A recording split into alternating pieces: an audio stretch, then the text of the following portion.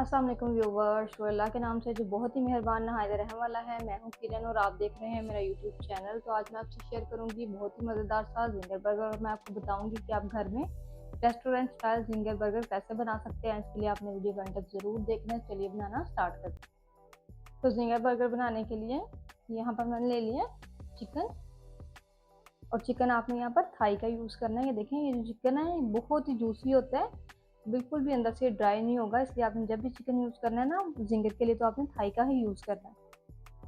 तो यहाँ पर मैंने 1 kg चिकन ले लिया है। इसमें ऐड कर दूँगी 1 टेबलस्पून अदरक लहसुन का पेस्ट।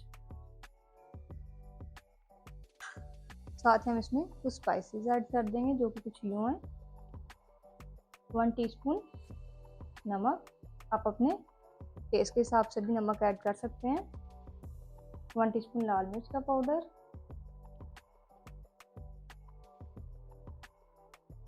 1 टीस्पून काली मिर्च का पाउडर, 1 टेबलस्पून चिली सॉस,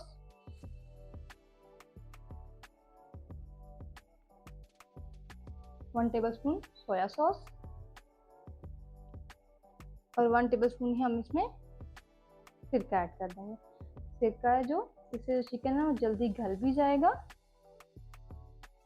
और इससे चिकन है जूसी भी हो जाएगा। अगर आपका सिरका नहीं है तो आप इसकी जगह पर इसमें एक लीमू भी डाल सकते हैं। इस तरह से इसको मिक्स कर लेंगे अच्छे से। मिक्सिंग आपने इसकी अच्छे से करनी है।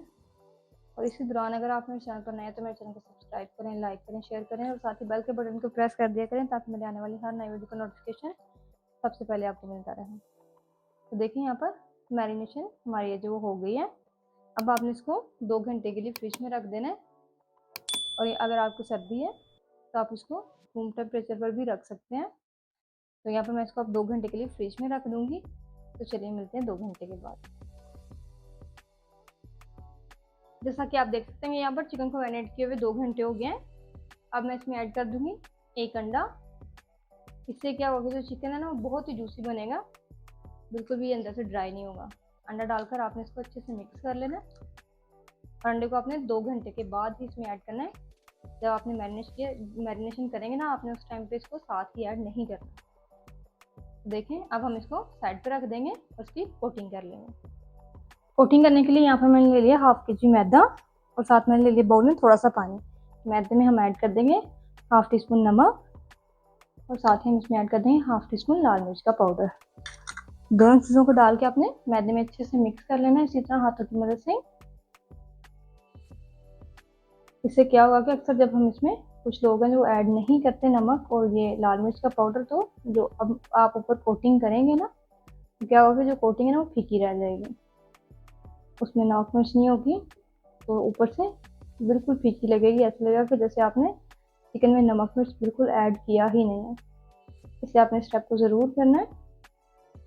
देखें यहाँ पर मैंने अच्छे से मिक्स कर लिए हैं। अब हम इसमें ऐड कर देंगे चिकन जो हमने मैरिनेट करके रखा था ना चिकन, उसका एक पीस उठाएंगे, तरीके से मैदे के ऊपर डाल देंगे तरीके से। तो यहाँ पर मैदे के ऊपर डालने के बाद आपने इसको तरह से उठा लेना है और एक दफ़ा पानी में 2 से 3 सेकंड के लिए आपने इसको डिप कर देना और निकाल लेना। पानी आपने इसका अच्छे से निचोड़ लेना। वापस इसको हम मैदे से कोट कर लेंगे।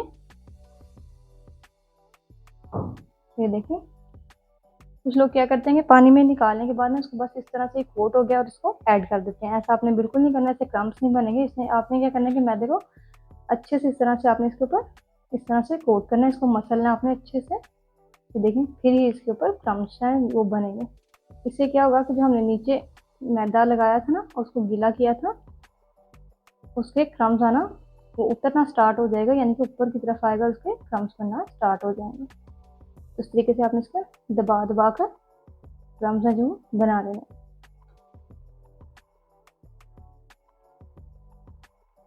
ये देखें कितने माशाल्लाह से कितने खूबसूरत से क्रम्स बनकर तैयार हो गए हैं। अब हम इसको फ्राई कर लेंगे। जैसे कि आप देख सकते हैं यहाँ पर मैंने ऑयल को गर्म कर लिया। ऑयल को आपने सिर्फ इतना गर्म करना है कि जब आप इसमें चिकन को ऐड करें तो उसमें बबल्स आना स्टार्ट हो जाए। बहुत ज़्यादा गर्म नहीं करना इस तरह से।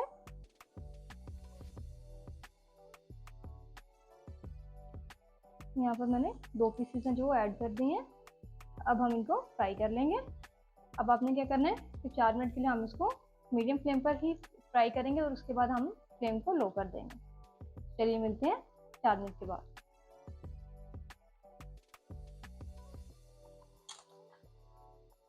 जैसे कि आप देख सकते हैं कि चिकन को मीडियम फ्लेम पर पकते हुए 4 मिनट हो गए हैं और यहाँ पर मैं आपको दिखाती हूँ कि देखिए इसका ऊपर वाला पोर्शन हार्ड होना स्टार्ट हो गया। अब हम इसकी साइड को चेंज कर देंगे और 7 मिनट के लिए आपने इसको लो फ्लेम पर पका लेना ताकि जो चिकन है ना अंदर तक अच्छे से गल जाए। अगर आप इसको पहले निकालेंगे तो चिकन जो कच्चा रह जाएगा। तो यहाँ पर आपने हाई फ्लेम नहीं करना। अगर आप हाई फ्लेम करेंगे ना तो क्या होगा कि ऊपर कलर आ जाएगा और अंदर से चिकन कच्चा रह जाएगा। चलिए मिलते हैं 7 मिनट के बाद।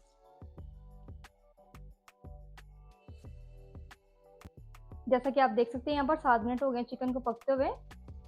तो ये देखिए माशाल्लाह से कितना खूबसूरत सा इसके ऊपर कलर आ गया। यहाँ पर आप देख सकते हैं। तो देखिए इसके ऊपर कितना खूबसूरत सा कलर आ गया। अब हम इसको निकाल कर छलनी में रख लेंगे तरीके से।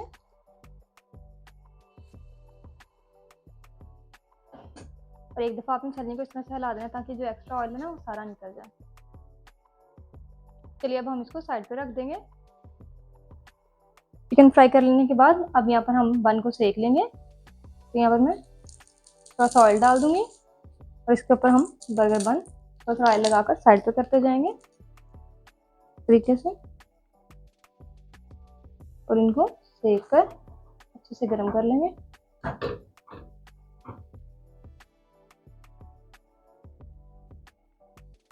देखिए यहाँ पर सिर्फ तकरीबन 50 सेकेंड्स ही हुए हैं तो ये बिल्कुल गर्म हो गया।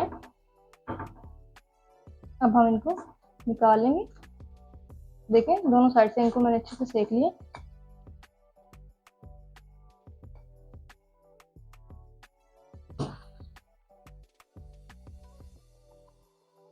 तो यहाँ पर मैंने जो बर्गर बन हमने सेक के थे उसके ऊपर लगा दूंगी मायोनीज। एक साइड पे हम इसके मायोनीज लगाकर इसको फैला देंगे इस तरह से।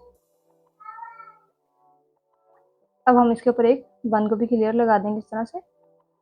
अगर आपको बंद गोभी पसंद नहीं है तो आप उसकी जगह पर सलाद का पत्ता भी इसमें ऐड कर सकते हैं। तरीके से सारी को फैला देंगे। यहाँ पर हम इसके ऊपर चिकन का पीस रख देंगे। हल्का सा आपने इसको नीचे की तरफ दबा देना ताकि फिक्स हो।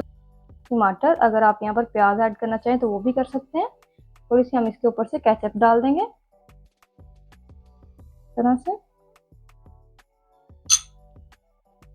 और अब हम इसके ऊपर बन रख देंगे और इसको हल्का सा नीचे की तरफ प्रेस कर देंगे।